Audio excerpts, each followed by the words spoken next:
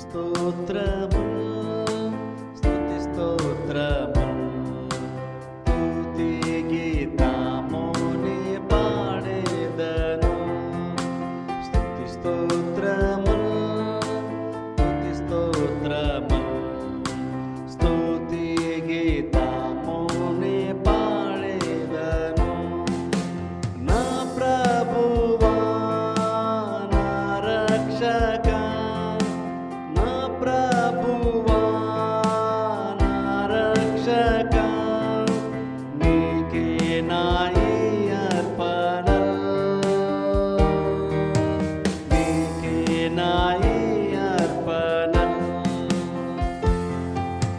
స్తుతి స్తోత్రము స్తుతి స్తోత్రము స్తుతి గీతముని పాడేదను స్తోత్రము స్తుతి స్తోత్రము స్తుతి గీతముని పాడేదను నీ పాపినై ఉండగా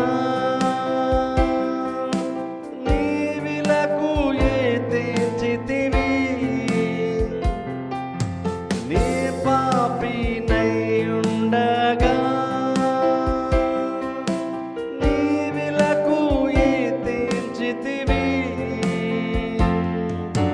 పరిశుద్ధ ప్రేమ ప్రాణంబు పెట్టి పరిశుద్ధ ప్రేమ ప్రాణంబు పెట్టి నన్ను బ్రతికించితివి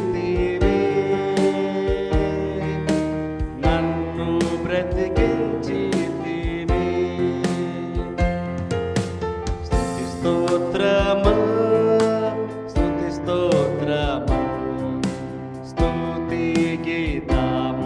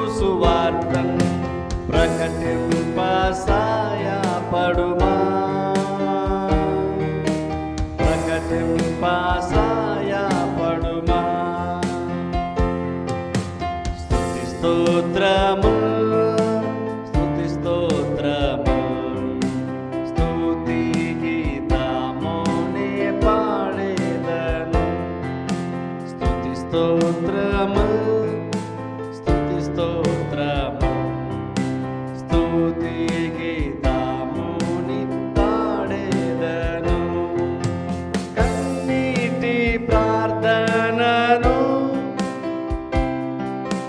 నీ వాక్య పరిచర్యను కన్నీటి ప్రార్థనను నీ వాక్య పరిచర్యను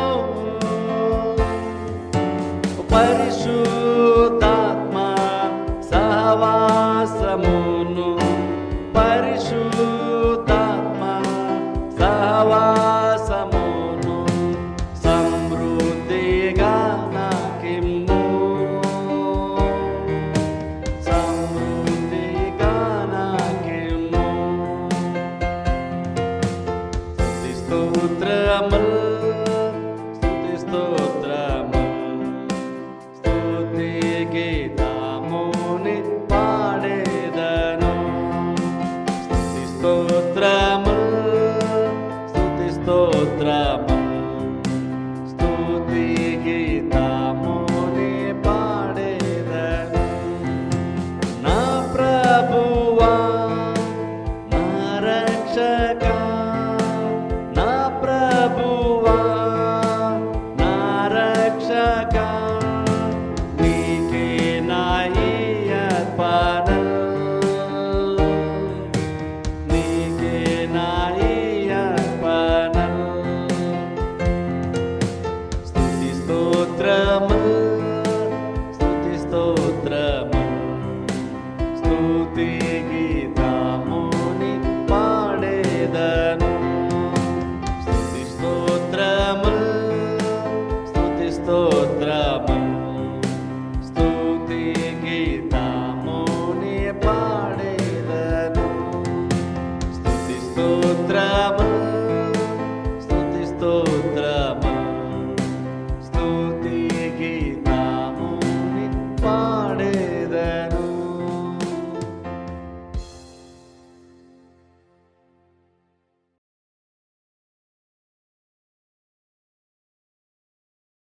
మత్తయి సువార్తలో నుండి 6వ అధ్యాయము మత్తయి సువార్తలో నుండి 6వ అధ్యాయము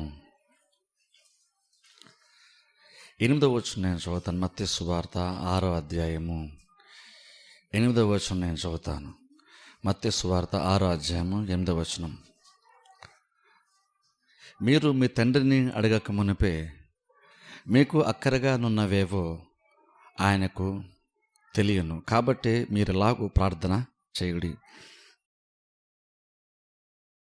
యేసుక్రీస్తు ప్రార్థన గురించి తెలియజేస్తూ స్వంగేసుకు చెప్తున్న మాట ఏంటంటే, మీకు అక్కరగా ఉన్నవేవో మీ పరలోకపు తండ్రికి తెలుసు అన్న మాటని ఇక్కడ చెప్తున్నారు. ఇక్కడ గమనించిన మనం ప్రార్థన ఎందుకు చేయాలో మనం ఆలోచించాలి. ఇప్పుడు చూడండి, కొంతమంది ఏమనుకుంటారంటే దేవుడికి అన్నీ తెలుసు కాబట్టి నాకు అవసరతలు ఏమున్నాయో అవేంటో కూడా ఆయనకి ఆల్రెడీ తెలుసు కాబట్టి ఆయన ఇవ్వాలనుకుంటే ఇస్తాడు, లేదనుకుంటే మానేస్తాడు. నేను ప్రార్థన చేసి అడిగినంత మాత్రాన ఆయన వద్దని కనుక నిర్ణయం ఆయన తీసుకుంటే నేను అడిగినంత మాత్రాన దేవుడు ఇస్తాడా అనేటువంటి ఆలోచన కొంతమందికి వస్తుంది. అందుకు వాళ్ళు ఏమనుకుంటారంటే, కాబట్టి నేను ప్రార్థన చేసిన పెద్ద యూజ్ ఏమి ఉంటుంది, ఎందుకంటే చాలామంది దేవుని చాలా అడిగారు, అడిగినటువంటి చాలా విషయాల్లో వాళ్ళు అల్టిమేట్గా వాళ్ళు కొన్ని పొందుకోలేదు, కాబట్టి మనం అడిగినా పెద్ద యూజ్ ఏముంది, అడగకపోయినా పెద్ద యూజ్ ఏముంది, దేవుడు అనుకుంటే ఆటోమేటిక్గా దేవుడు ఇస్తాడు, ఎందుకంటే ఆయనకు అన్నీ తెలుసు కదా అనుకుంటారు. ఇప్పుడు చూడండి, కానీ ఇక్కడ మనం ఏం గమనించాలంటే దేవునికి అన్నీ తెలుసు, కానీ ఇంకనూ మనం ప్రార్థన చేయాల్సిన బాధ్యత మనకి ఉంటుంది. దేవునికి ఏమీ తెలియదు కాబట్టి మనం ప్రార్థన చేస్తున్నామని కాదు. ఇంకా చాలామంది ఇంకేమనుకుంటారంటే దేవుడు సర్వశక్తి గల దేవుడు కాబట్టి ఆయన ఏమేమి చేద్దామని ఆయన అనుకున్నాడో ముందుగానే ఆయన నిర్ణయించేసి ఆల్రెడీ డిసైడ్ అయి ఉంటాడు కాబట్టి నేను ఇప్పుడు మధ్యలో ఎక్కడో నేను వచ్చాను, ఇప్పుడు నేను ప్రార్థన చేస్తే ఏంటి, చేయకపోతే ఏంటి, ఆల్రెడీ ఏదో డిసైడ్ అయిపోయి ఉంటాడు కదా, దాని ప్రకారం ఆయన చేసుకుంటూ వెళ్ళిపోతాడు. నేనేదో దేవుణ్ణి అడిగి నా ప్రార్థన ద్వారా నా బలము ద్వారా దేవుని నాకు ఆలోచన నేనేం మార్చలేను కదా, ఆయన ఆల్రెడీ ముందేదో డిసైడ్ అయ్యి ఉంటాడు, నిర్ణయించి ఉంటాడు, దాని ప్రకారం ఆయన చేసుకుంటూ వెళ్ళిపోతాడు. ఆయనకు ఆలోచనని ఆయన యొక్క నిర్ణయాన్ని మార్చగలిగే సామర్థ్యం మనకు లేదు కదా అని కొందరు అనుకుంటారు. ఇప్పుడు గమనించిన బైబిల్ మనం చూస్తున్నప్పుడు చూడండి, మన దేవునికి ఒక పేరు ఉంది. బైబిల్ క్లియర్గా ఆ పదం లేకపోవచ్చు కానీ ఆ రకమైనటువంటి లక్షణాలు దేవునిలో కనబడుతుంది. ఏంటంటే దేవుడు సర్వాధికారం అంటాం మనం, లేదంటే సార్వభౌమాధికారం అంటాం. సార్వభౌమాధికారం అంటే అర్థం ఏంటంటే దేవుడు ఆల్రెడీ ఆయన ఏమేమి చేద్దాం అనుకుంటూ ఉన్నాడో వాటన్నిటినీ దేవుడు ముందుగానే నిర్ణయించి ఉంటాడు. ఇప్పుడు ముఖ్యంగా ఎఫ్ఎస్సి పత్రిక లాంటి చోట కనుక మనం చదివామనుకోండి, ఆయన దయా సంకల్పం చొప్పున ఆయన కొన్ని ముందుగానే నిర్ణయించును అని బైబిల్ మనం చూస్తాం. ఎఫ్ఎస్సి పత్రిక స్పెసిఫిక్గా మనం చూస్తే పత్రికల్లో ఏమని పౌలు మాట్లాడతాడు, ఎక్కువ ఈ లోకంలో ఎవరెవరి జీవితంలో ఏమేమి జరగాలంటువంటిది దేవుడు ముందుగానే ఆయన తన దయా సంకల్పం చొప్పున ఆయన ముందుగానే కొన్ని నిర్ణయించేసాడు అని బైబిల్లో పౌలు చెప్తాడు. అంటే అర్థం ఏంటంటే చూడండి, దేవుడు ముందుగానే కొన్ని నిర్ణయించాడు అంటే అర్థం ఏంటంటే అక్కడే దేవుడు సర్వాధికారి, దేవుడు సార్వభౌమాధికారం గలవాడని అర్థమవుతుంది. సార్వభౌమాధికారము అంటే అర్థం ఏంటంటే ఆయన ఏమేమి చేద్దాం అన్నాడో వాటన్నిటినీ ఆయన వేరే వాళ్ళ యొక్క సలహాతోనో వేరే వాళ్ళ యొక్క ప్రమేయంతోనో ఆయన ఏం చేద్దాం ఆలోచన కాదు, కానీ ఆయనకి ఏమనిపించిందో ఆయన అనిపించిన దాని ప్రకారం ముందుగా నేను ప్రతిదాన్ని డిసైడ్ అయిపోయాడు అని అంటారు. అది కరెక్ట్. దేవుడు ముందుగానే అన్నీ కూడా నిర్ణయించేశాడు, అది వాస్తవం. ఎందుకంటే దేవుడు సర్వాధికారి, సార్వభౌమాధికారం ఆయనకు ఉంది. అంటే అర్థం ఏంటంటే ఆయనకు అధికారం అంటుంటే చలాయించడానికి వేరే వాళ్ళ యొక్క సహాయం కానీ వేరే వాళ్ళ యొక్క సహకారం కానీ దేవునికి అవసరము లేదు. ఇప్పుడు చూడండి, ఈ రోజుల్లో చూడండి, ఈవెన్ మన ఇండియా డెమోక్రటిక్ కంట్రీ అంటాం, అంటే అందరూ సపోర్ట్ చేస్తున్న కార్యము జరుగుతుంది. ఇప్పుడు కానీ చూడండి, ఈవెన్ అక్కడ కూడా చూడండి, కొన్ని కార్యాలు జరగాలంటే ఎంతో కొంతమంది కనీసము వాళ్ళకి సపోర్ట్ చేస్తే తప్ప ఆ బిల్ పాస్ అయ్యేటువంటి సాధ్యత మన దేశంలో పార్లమెంట్లో లేదు. మినిమం ఎంతో కొంతమంది కనీసం ఎంతమంది సపోర్ట్ చేస్తేనే ఏ నిర్ణయమైనా సరే వాళ్ళు అనుకున్నటువంటి దానికి జరిగించాలి, అమలుపరచాలంటే ఎంతో కొంతమంది సపోర్ట్ ఖచ్చితంగా వాళ్ళకి అవసరం అవుతుంది. కానీ మన దేవుని దగ్గరికి వచ్చేసరికి యాక్చువల్గా అలాగున్నా లేదు. దేవుడు ఆయన ఏదనుకున్నాడో దాన్ని ప్రతిదీ కూడా ముందుగానే ఆయన నిర్ణయం తీసేసుకుంటాడు. ఎవరి జీవితంలో ఏమేమి చేద్దాం అనుకుంటున్నాడు, ఏమేమి జరగాలనుకుంటున్నాడో ఇది వాళ్ళకి జీవితంలో ఇది జరగాలి, ఈ టైంకి ఇది జరగాలి అని దేవుడు ముందుగా నిర్ణయించాడు. దాన్ని దేవుడు సర్వాధికారి అంటాం. ఇప్పుడు చూడండి, దేవుడు సర్వాధికారి అయినప్పుడు ఆయన ఆల్రెడీ ముందుగా నిర్ణయించడం బైబిల్లో కొన్ని చోట్ల ఉంటున్నప్పుడు ఈ మధ్యలో వచ్చిన మనము ప్రార్థన చేయడం వల్ల యూజ్ ఉంటుందా? ఇందులో మనం ఎక్కడ మధ్యలో వచ్చాము, మనం ఇప్పుడు ప్రార్థన చేస్తున్నాం, కానీ దేవుడు ముందుగానే ఆల్రెడీ ప్రతిదీ నిర్ణయించాడు అనుకున్నప్పుడు ఎవరెవరి జీవితంలో ఏమేమి జరగాలి, ఏ ప్రాంతంలో ఏం జరగాలి, ఏ దేశంలో ఏం జరగాలి అనేటువంటిది దేవుడు ముందుగానే, ఒక మనిషి ఇంకా నువ్వు భూమి మీదకి రాక మునిపే దేవుడు ముందుగానే వ్యక్తి జీవితంలో ఏం జరగాలో దేవుడు ముందుగానే నిర్ణయించుంటే ఇప్పుడు మధ్యలో వచ్చిన ఆ వ్యక్తి ఇప్పుడు ప్రార్థన చేయడం వల్ల యూజ్ ఉంటుందా, లేదా ఆ వ్యక్తి కోసం ప్రార్థన చేయడం వల్ల యూజ్ ఉంటుందా? కొంత ఏంటంటే దేవుని యొక్క ఆ సర్వాధికారం అన్న దాన్ని తీసుకొని మనం ప్రార్థన చేసినా చేయకపోయినా దేవుడు అనుకున్నాడు, ముందుగా డిసైడ్ అయిపోయాడు. బైబిల్ చెప్తుంది ఆ మాట. కాబట్టి ఖచ్చితంగా నేను అనుకుంది ఆయన చేసేస్తాడు, మనం వద్దంటే మాత్రాన ఆపేస్తాడు అంటారు. ఇప్పుడు చూడండి, యాక్చువల్గా మనం ప్రార్థన ఎందుకు చేస్తామంటే దేవుడు ప్రతిదీ ముందుగా నిర్ణయించేస్తాడు కాబట్టి మనం యాక్చువల్గా ప్రార్థన చేస్తాం. దేవుడు ముందుగా నిర్ణయించాడు కాబట్టి మనం ప్రార్థన చేసే అవసరం లేదని కాదు. దేవుడు ప్రతిదీ ముందుగానే తన దయా సంకల్పం చొప్పున ఆయన ప్రతిదీ ఎలాగ జరగాలని నిర్ణయించాడు కాబట్టి మనం యాక్చువల్గా నిర్ణయించిన విషయం మనకు అర్థమవుతుంది కాబట్టి మనం ప్రార్థన చేస్తున్నాం. ఇప్పుడు చూడండి, ఆ వాక్యాన్ని సరిగ్గా అర్థం చేసుకుంటే, దేవుని యొక్క గుణగణాలను సరిగ్గా అర్థం చేసుకుంటే అది యాక్చువల్గా మనల్ని ఇంకనూ ఆత్మీయంగా బలపరచాలి తప్ప అది యాక్చువల్గా నిర్లక్ష్యాన్ని మనలో అది పుట్టించకూడదు. ఒకవేళ కనుక మనం దేవుని అర్థం చేసుకున్నాము అని అనుకుంటూ దేవుడు ఇలా ఉన్నాడు కాబట్టి, దేవుడు ఇది కాబట్టి, ఆయన గుణం ఇది కాబట్టి నేను ఏం చేసినా పర్వాలేదు అనుకున్నామంటే అర్థం ఏంటంటే నీకు ఇంకా దేవుడు యాక్చువల్గా దేవుని యొక్క గుణగణాలు నీకు సరిగ్గా అర్థం కాలేదని అర్థం. దేవుని యొక్క గుణం ఏదైతే ఉందని మనం చెప్పుకుంటున్నామో అది నిజంగా నీకు కరెక్ట్గా నువ్వు అర్థం చేసుకుని ఉంటే అది యాక్చువల్గా ఇంకా ఆత్మీయంగా బలపరుస్తుంది, నీకు ఇంకెక్కువ రెస్పాన్సిబిలిటీ అనేది మనకి ఇస్తుంది. కాబట్టి దేవుడు అన్ని ముందుగా నిర్ణయించాడు, ముందుగా నిర్ణయించాడు. నీ జీవితంలో, నా జీవితంలో, మనందరి జీవితంలో ఏమేమి జరగాలి దేవుడు ముందుగా ఆల్రెడీ ప్రతిదీ నిర్ణయించాడు. నీ జీవితంలో ఏ టైంకి ఏ అవసరం ఎలా తీర్చాలో దేవుడు ముందుగా నిర్ణయించాడు. ఇప్పుడు అందరి మధ్యలో అసలు మనం ఎందుకు ప్రార్థన చేయాలి అంటే, ఎందుకు ప్రార్థన చేస్తామంటే దేవుడు ఆల్రెడీ అన్ని నిర్ణయించాడు కాబట్టి ఇప్పుడు మనం ప్రార్థన చేస్తున్నాం. నిర్ణయించిన విషయం మనం గ్రహించం కూడా ప్రార్థన చేస్తున్నాం. యాక్చువల్లీ ఇంకొక రకంగా చెప్పాలంటే ఏమేమి జరగాలని దేవుడు ముందుగానే ఏ కార్యాలు ఒక వ్యక్తికి జీవితంలో జరగాలని నిర్ణయించాడో అదే దేవుడు ఇంకొక నిర్ణయం కూడా తీసుకున్నాడు. ఏంటంటే అది ఎలా జరగాలో కూడా దేవుడు నిర్ణయం తీసుకున్నాడు. అది ఇంపార్టెంట్ ఇక్కడ. ఇప్పుడు చూడండి, దేవుడు ఎవరి జీవితంలో ఏమేమి జరగాలి అంటే దేవుడు ఆల్రెడీ ముందుగానే నిర్ణయించాడు. ఆ నిర్ణయానికి మనతో ప్రమేయం ఏమీ లేదు. ఈవెన్ నా లైఫ్లో కూడా ఏం జరగాలన్నది కూడా అది నన్ను అడిగి నన్ను కన్సల్ట్ చేసి నా ఆలోచన తీసుకున్నప్పుడు దేవుడు నీ జీవితంలో ఇది చేద్దాం అనుకున్నాను, నీకు ఓకేనా అని దేవుడు అడిగి అప్పుడు ఆ నిర్ణయాన్ని ఆయన నిర్ణయించాడు. కానీ మనతో ప్రమేయం లేకుండా ఇంకా చెప్పండి, దేవుని గుణాన్ని బట్టి చూసుకుంటే దేవుడు సర్వజ్ఞాని కూడా కాబట్టి మనం పుట్టక మునిపే మన లైఫ్లో ఏమేమి జరగాలో కూడా, ఏ టైంకి ఏం జరగాలో కూడా దేవుడు ముందుగానే నిర్ణయించేసాడు. ఇప్పుడు అలాంటప్పుడు కూడా మనం ఎందుకు ప్రార్థన చేస్తున్నామంటే, మనం ఏం గ్రహిస్తున్నామంటే, దేవుడు ఎలాగైతే ముందుగానే ప్రతిదీ నిర్ణయించాడో అది మాత్రమే కాదు, కానీ ఇది ఎలాగ జరగాలో కూడా దేవుడు ముందుగా నిర్ణయిస్తున్నాడు. ఇప్పుడు అందుకనే మనం ప్రార్థన చేస్తాం. ఇప్పుడు ఎగ్జాంపుల్ చూడండి, రక్షణ. అందరూ రక్షణ పొందాలనుకుంటే దేవుని యొక్క నిర్ణయం, దేవుని యొక్క సంకల్పం, దేవుని యొక్క శక్తి మనందరికీ కూడా తెలుసు, అందులో ఎటువంటి డౌట్ లేదు.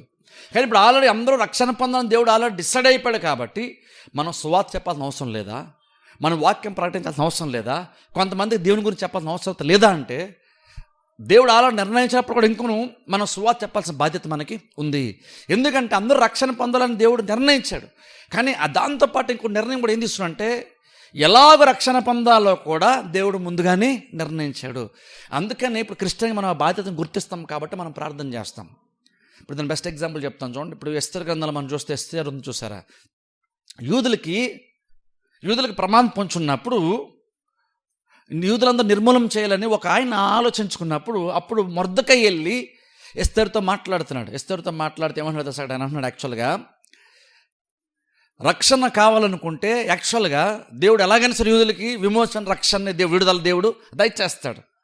దేవుడు రక్షించాలన్నప్పుడు దేవుడు నీ ద్వారానే రక్షించాలని ఏమి లేదు. మొర్దెకై ఏమన్నాడంటే, దేవుడు ఆల్రెడీ రక్షించాలని ఆల్రెడీ దేవుడు నిర్ణయం తీసేసుకున్నాడు. ఆయన అనుకున్నటువంటి ఎలాగైనా సరే రక్షించుకుంటాడు.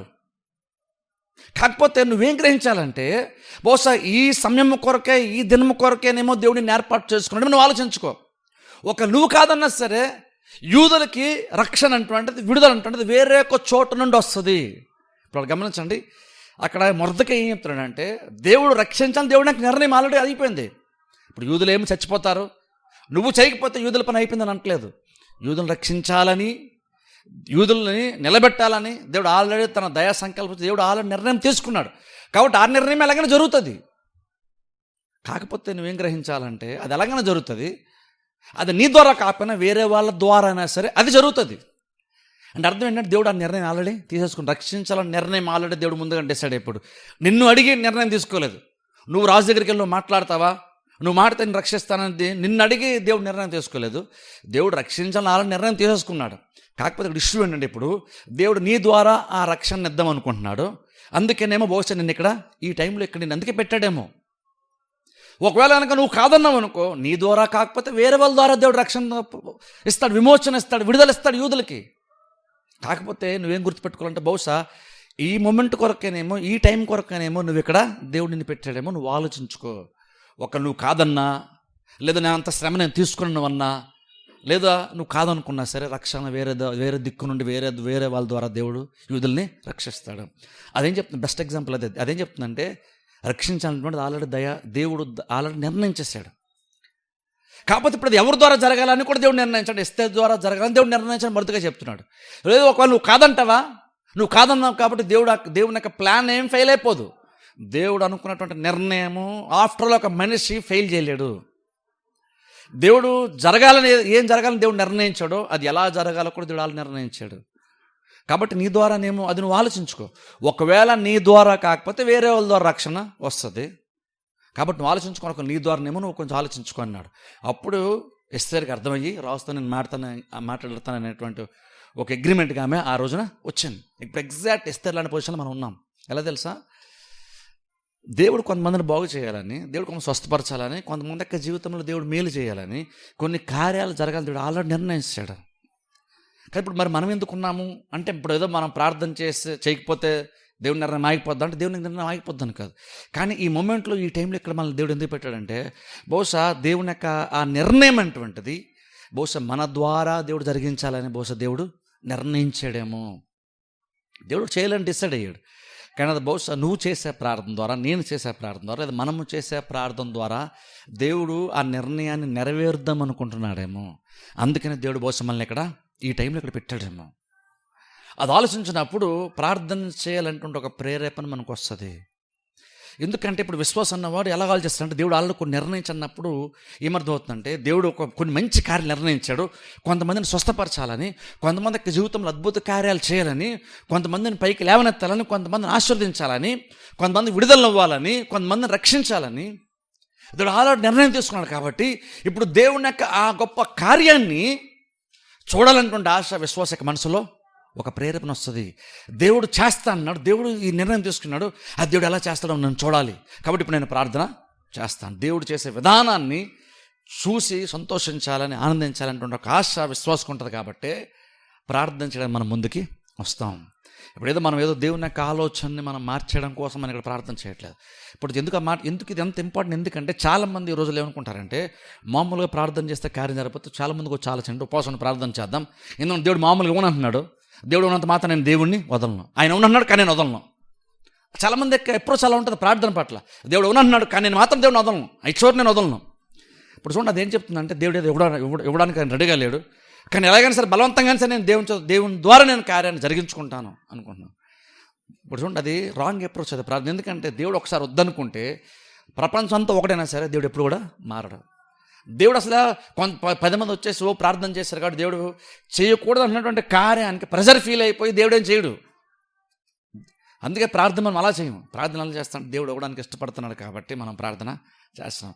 కానీ చాలామంది ఓపెన్గా ఎలా చెప్తారంటే నేను ప్రార్థన చేశాను దేవుడు ఇవ్వలేదు, అయినా వదులుతానండి, నేను వదలను, ఎలాగైనా సరే దేవుని దగ్గర నేను గోజాడుతాను, ఆయన ఉన్నాడు కానీ నేను ఎలాగైనా సరే పొందుకుంటాను. దేవుడు ఇవ్వనన్న పనిలో లేడు, దేవుడు ఇస్తానన్న పనిలో ఉన్నాడు. దేవుడు మేలు చేయడానికే దేవుడు రెడీగా ఉన్నాడు. అందుకని మనం ప్రార్థన చేస్తాం. అందుకని ఇప్పుడు ఎందుకు ప్రార్థన చేయడంత రెస్పాన్సిబిలిటీ ఎందుకు మనకి, ఇది ఎందుకు ఇంపార్టెంట్ అవుతుంది, ప్రార్థన ఎందుకు అంత సీరియస్ ఏంటంటే ఒక కార్యం అంటే దేవుడు ఎప్పుడూ నిర్ణయిస్తాడు, చాలా విషయాలు నిర్ణయిస్తాడు. ఇప్పుడు అవన్నీ జరగడానికి ఎవరో ఒకరు ప్రార్థన చేయాలి. ఒకసారి ఆలోచించండి, యూదుల యొక్క రక్షణ విమోచన అటువంటిది ఎస్తేర్ అనేటువంటి ఒక ఆమె మీద డిపెండ్ అయ్యింది. మొత్తం అంత గొప్ప ప్లాన్ని దేవుడు అమలుపరచడానికి ఎస్తేర్ అనేటువంటి ఒక ఆమె యొక్క చేతిలో దేవుడు పెట్టాడు. అంత గొప్ప రక్షణ. అప్పుడు ఆలోచన నిజంగా అది ఎంత గొప్ప కార్యం, ఎంత గొప్ప బాధ్యత ఒకసారి ఆలోచించండి. మొర్దెకై ఆ బాధ్యతను గుర్తించాడు. ఎస్తేరుకి దేవుడు ఆ బాధ్యత ఇచ్చాడన్న విషయం మొర్దెకై గుర్తించాడు. కాబట్టి మొర్దెకై ఎస్తేరుని మోటివేట్ చేశాడు, నువ్వు ఈ టైంలో నువ్వు ఏదో చేయాలి, నువ్వు మౌనంగా ఉండడానికి వీలు లేదు. ఈ టైంలో నువ్వు కనుక సైలెంట్గా కూర్చుంటే రక్షణ వేరే వాళ్ళ ద్వారా వస్తుంది. నువ్వు చేయకపోతే గత్యంతరం లేదు యూదులు కనుక కాదు, నువ్వు చేయకపోయినా వేరే వాళ్ళ ద్వారా వస్తుంది. ఎందుకంటే మొర్దెకైకి ఒక నమ్మకం ఏంటో తెలుసా, ఎస్తేరు కాకపోయినా సరే దేవుడు ఎలాగైనా సరే యూదుల్ని రక్షించుకుంటాడు. దేవునికి తన యొక్క నిర్ణయం ఇంపార్టెంట్, కానీ ఎస్తేరు అంత ఇంపార్టెంట్ కాదు. కానీ ఎస్తేరు దేవునికి ఎప్పుడు ఇంపార్టెంట్ అవుతుందంటే దేవుని యొక్క నిర్ణయం ఎస్తేరుకి ఇంపార్టెంట్ అయినప్పుడు ఎస్తేరుకి క్షేమం కూడా దేవునికి ఇంపార్టెంట్ అవుతుంది. ఇప్పుడు అందుకని చూడండి, అందుకనే మనం కనుక దేవుని యొక్క ఉద్దేశాలు మనకి ఇంపార్టెంట్ అయినప్పుడు అవి జరగాలి కాబట్టి నేను ప్రార్థన చేస్తాను అని దేవుని యొక్క నిర్ణయాలు నీకు ఇంపార్టెంట్ అయ్యి నేను కూడా ప్రార్థన చేస్తాను, నేను కూడా ఏకమిస్తాను, అది నీకు ఇంపార్టెంట్ అయినప్పుడు అప్పుడు ఆటోమేటిక్గా ఆ ప్లాన్లో నువ్వు కూడా ఒక పార్ట్ కాబట్టి నువ్వు కూడా చాలా ఇంపార్టెంట్ అయిపోతావు దేవునికి. అప్పుడు నువ్వు ఇంపార్టెంట్ ఏం జరుగుతుందో తెలుసా, అప్పుడు నీకు ఏ రిస్క్ లేకుండా దేవుడు చూసుకుంటాడు. అందుకని ఎస్తేరు చూడండి లోపలికి వెళ్తున్నప్పుడు నార్మల్గా అయితే అలాంటి సందర్భంలో రాజు దగ్గరికి వెళ్ళడానికి అవకాశం నార్మల్గా ఎవరికి లేదు. కానీ ఎస్తేరు వెళ్తున్నప్పుడు దేవుడు ఆల్రెడీ ప్రతిదీ కూడా ముందుగానే ఎస్తేరుకి ప్రతిదీ సమకూర్చాడు. ఎందుకంటే ఇప్పుడు ఎస్తేరు చేసే ప్రతి అడుగు దేవునికి ఇంపార్టెంటే, ఎందుకంటే దేవుని యొక్క నిర్ణయంతో సంబంధం ఉంది. కాబట్టి ఇప్పుడు ఎస్తేరు యొక్క క్షేమము, ఎస్తేరు యొక్క ఆశీర్వాదం కూడా దేవునికి చాలా ఇంపార్టెంట్ అయిపోతుంది. యూదులను రక్షించడం ఎంత ఇంపార్టెంటో ఇప్పుడు ఎస్తేరు కూడా అంత ఇంపార్టెంట్ అయిపోయింది. ఎందుకని నేను వెళ్ళి రాజుతో మాడతాను అనే నిర్ణయం ఎస్తేరు తీసుకుంది. కాబట్టి ఇప్పుడు ఎస్తేరును కాపాడడం కూడా దేవునికి ఇంపార్టెంట్ అయిపోయింది. సపోజ్ అనుకుందాం దానికి ఆపోజిట్గా విరుద్ధంగా ఆలోచన చేద్దాం. ఒకవేళ ఎస్తేరు అసలు పట్టించుకోలేదు అనుకుందాం, యూదులకు రక్షించి అసలు ఎస్తేరు పట్టించుకోలేదు అనుకుందాం, నార్మల్గా అనుకుందాం. అప్పుడు నిజంగా ఎస్తేరు దేవునికి ఇంపార్టెంట్ అవుతుందా? ఖచ్చితంగా ఇంపార్టెంట్ అవ్వదు. అప్పుడు వేరే వాళ్ళు ఖచ్చితంగా దేవునికి ఇంపార్టెంట్ అవుతారు. అప్పుడు ఎస్తేరు ఇంపార్టెంట్ అవుతుంది దేవునికి. ఎందుకంటే అప్పుడు దేవుడు వేరే వాళ్ళ ద్వారా రక్షించుకుంటాడు కాబట్టి అప్పుడు వేరే వాళ్ళు ఇంపార్టెంట్ అవుతారు, కానీ ఎస్తేరు ఇంపార్టెంట్ అవ్వదు. ఇప్పుడు అందుకని చూడండి, ఎందుకని మనం ప్రార్థించడం ఎందుకు ఇంపార్టెంట్ తెలుసా, నువ్వు నీ కోసం కాపాడిన చర్చికి వస్తావు అందుకని ప్రార్థించడం. ఎందుకంటే ఇంకో లెక్క స్వస్థత కొరకు, ఇంకో లెక్క మేలు జరగడం కొరకు నువ్వు బాధ్యత తీసుకొని నేను ప్రార్థన చేస్తాను, వాళ్ళ స్వస్థత కొరకు నేను ప్రార్థన చేస్తానని నువ్వు నిర్ణయం తీసుకొని వాళ్ళ జీవితంలో కొన్ని కార్యాలు జరగాలంటే నీకు ఆసక్తి అయ్యి నువ్వు ఇంపార్టెంట్గా ఫీల్ అయ్యి బాధ్యతగా నువ్వు ఫీల్ అయినప్పుడు నీ లైఫ్లో జరగాల్సినటువంటి కార్యాల విషయాల్లో కూడా దేవుడు ఇంపార్టెంట్గా ఫీల్ అయ్యి నీ జీవితం ఏమేమి జరగాలి అవన్నీ కూడా దేవుడు చేస్తాడు. ఎందుకంటే ఇప్పుడు నువ్వు దేవుని యొక్క కార్యాలు అమలు అవటానికి నువ్వు బాధ్యతను మీదేసుకున్నావు కాబట్టి ఇప్పుడు ఎంత ముందు కంటే ఇప్పుడు నీ లైఫ్ కూడా దేవునికి చాలా చాలా ఇంపార్టెంట్ అవుతుంది. అప్పుడు నువ్వు ఆశీర్వదింపడం దేవునికి ఇంపార్టెంట్ అవుతుంది, నువ్వు ఆరోగ్యం ఉండడం దేవునికి ఇంపార్టెంట్ అవుతుంది, నువ్వే లోటు లేకుండా నువ్వు బ్రతకడం దేవునికి ఇంపార్టెంట్ అవుతుంది, నువ్వు క్షేమంగా ఉండడం దేవునికి ఇంపార్టెంట్ అవుతుంది. ఎందుకంటే నువ్వు గుర్తించావు, నీ ద్వారా కొన్ని కార్యాలు జరగాలని నువ్వు అనుకున్నావు. దేవుని యొక్క నిర్ణయాలు నెరవేర్చబడటానికి నేను నా పాత్ర నేను పోషిస్తాను, బహుశా నిందు కొరకనేమో దేవుడు నన్ను పెట్టాడు అని నువ్వు అనుకున్నావు. కాబట్టి ఇప్పుడు నువ్వు కూడా చాలా చాలా ఇంపార్టెంట్ అవుతావు. ఎంత ఇంపార్టెంట్ అవుతావు అంటే దేవుని యొక్క అనాదికాల సంకల్పం ఎంత ఇంపార్టెంట్, ఇప్పుడు నువ్వు కూడా అంత ఇంపార్టెంట్. ఇప్పుడు ఎస్తేర్ ఎప్పుడైతే మొర్దెకై చెప్పిన దానికి లోబడిందో, ఇప్పుడు యూదుల యొక్క రక్షణ అటువంటిది దేవునికి ఎంత ఇంపార్టెంటో ఇప్పుడు ఎస్తేర్ కూడా అంతే ఇంపార్టెంట్ అయ్యింది. అది లేకపోతే మొర్దెకై అన్నట్టు చూసారా, నువ్వు కాదంటే వేరే వాళ్ళ ద్వారా అంటే అర్థం అంటే ఇప్పుడు నువ్వు పెద్ద ఇంపార్టెంట్ ఏమీ కాదు, నువ్వు ఇంపార్టెంట్ కాదు దేవునికి. యూదుల యొక్క రక్షణ ఇంపార్టెంట్ దేవునికి. కాబట్టి నువ్వు తప్పుకున్నావు అనుకో, నువ్వు అంత ఇంపార్టెంట్ కాదు ఇప్పుడు దేవునికి ఇంపార్టెంట్ అలా ఒకటే. దేవుని మెయిన్ నీ టార్గెట్ ఏంటంటే యూదుల యొక్క రక్షణ. నువ్వు సైడ్ అయ్యావు అనుకో, నువ్వు తప్పుకున్నావు అనుకో, నువ్వు అంత ఇంపార్టెంటే కాదు. కానీ అదే కనుక నువ్వు కనుక అడుగు ముందుకేసి వచ్చి నేను వెళ్తాను, నేను నిర్ణయం తీసుకుంటాను, నేను మాట్లాడతాను, నేను ప్రార్థన చేస్తాను, నేను కూడా చర్చికి వెళ్తాను, వాళ్ళ కోసం నేను కూడా ప్రార్థన లేకిస్తాను అని ఎప్పుడైతే నువ్వు అనుకుంటావో అప్పుడు నువ్వు కూడా దేవునికి చాలా ఇంపార్టెంట్ అయిపోతావు. జస్ట్ ఒకసారి ఆలోచించండి. నువ్వు అలా కనుక దేవుని యొక్క నిర్ణయాలు మనం తెలుసుకొని కనుక మనం కూడా అడుగు ముందుకేసి టైం కేటాయించి ప్రయాసం అనుకోకుండా కనుక కొన్ని కార్యాలు చేయడానికి మనం కూడా మన వంతు ప్రయత్నం మనం చేస్తూ అందులో ఇన్వాల్వ్ అయ్యామనుకోండి, ఏకీవించామనుకోండి, అప్పుడు దేవునికి నువ్వు ఎంత ఇంపార్టెంట్ అవుతావు ఒకసారి ఆలోచించండి. అప్పుడు నువ్వు అంత ఇంపార్టెంట్ అయినప్పుడు నీ లైఫ్ ఎంత ఇంపార్టెంట్ అవుతుందో దేనికి ఒకసారి ఆలోచించండి. అది ఉంచుకుంటే ఆశ్చర్యం. ఎందుకంటే దేవునికి నేను ఒక్కనంత ఇంపార్టెంట్ అయిపోతున్నాను అనిపిస్తుంది అప్పుడు. ఎందుకంటే నువ్వు అంత ప్రత్యేకమైన వాడని కాదు.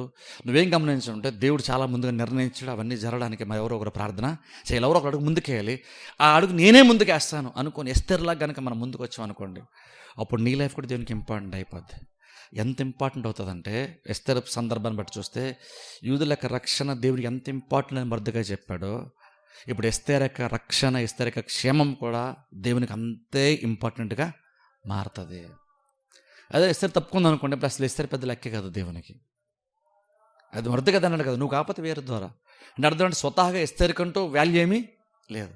కానీ ఎప్పుడైతే ఎస్తేరు తన స్థితిని తెలుసుకొని దేవుడు నన్ను బహుశా ఈ టైంలో ఇక్కడ ఎందుకు పెట్టాడంటే ఇందుకొరకనేమో, దేవుడు నాకు టైం ఇచ్చింది ఈ ఇతరుల కొరకు ప్రార్థించడానికినేమో, ఇతరుల కొరకు ఏకీవించడానికేనేమో అనుకొని ఉంది కాబట్టి, అది అర్థం చేసుకొని ఆ ప్లేస్లో ఉండి గ్రహించింది కాబట్టి ఇప్పుడు ఎస్తేర్ కూడా ఇంపార్టెంట్ అయిపోయింది. ఇప్పుడు దాంట్లో ఒకసారి ఆలోచించిన నిజంగా కొంతమంది యొక్క స్వస్థత, కొంతమంది యొక్క ఆశీర్వాదము, కొంతమంది యొక్క జీవితంలో కార్యాలు జరగడం కనుక నిజంగా దేవునికి ఇంపార్టెంట్ అనుకుంటే, దేవునికి అది ఇంపార్టెంట్ అనే విషయం నువ్వు గ్రహిస్తే దాన్ని బట్టి నువ్వు కూడా ప్రార్థన చేస్తాను, వారి లైఫ్లో కొన్ని కార్యాలు జరగాలి కాబట్టి నేను ప్రార్థన చేస్తాను, నువ్వు ప్రార్థన ముందుకు వస్తే అంత ఇంట్రెస్ట్ మనం కూడా ఎస్తేర్లో చూపిస్తే అప్పుడు దేవునికి నువ్వెంత ప్రాముఖ్యం అవుతావు ఒకసారి ఆలోచించండి.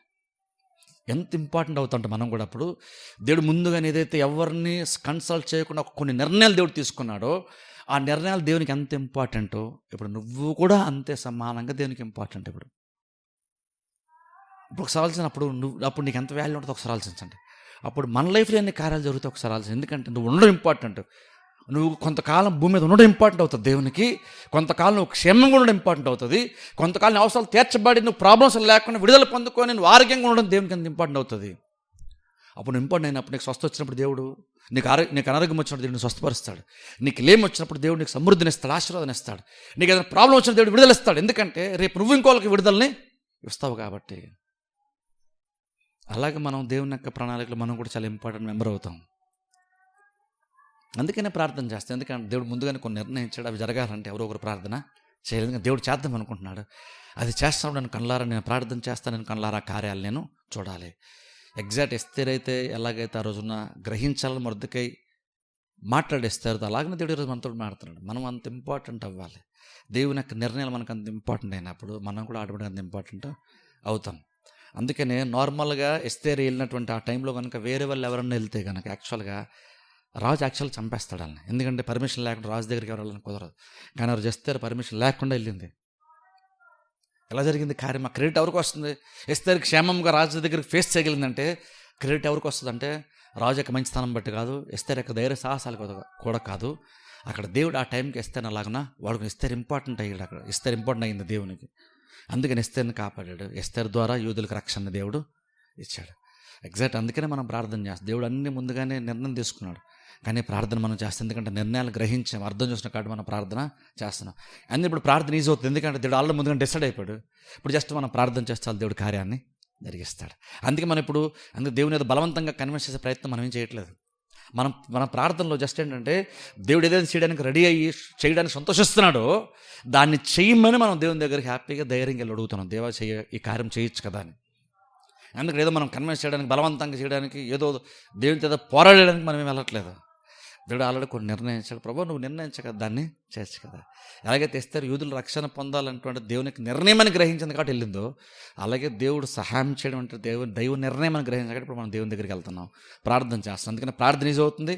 అందుకని నిశ్చయిత ఏంటంటే దేవుడికి ఖచ్చితంగా మన ప్రార్థన ఆలకిస్తాడు. వారి జీవితాల్లో దేవుడు కార్యాలు జరిగిస్తాడు. ఎందుకంటే అది దేవుని యొక్క నిర్ణయము, అది గ్రహించాం. అందుకని మనం ప్రార్థన చేస్తున్నాం. ప్రార్థన చూస్తే అందరూ తల వంచి కళ్ళు మూసుకోండి.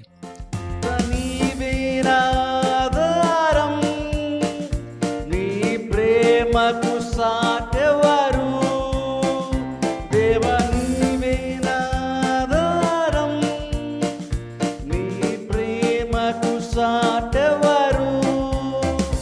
నా జీవిత కాలమంతా నిన్ను పాడి స్తుతించెదను. నా జీవిత కాలం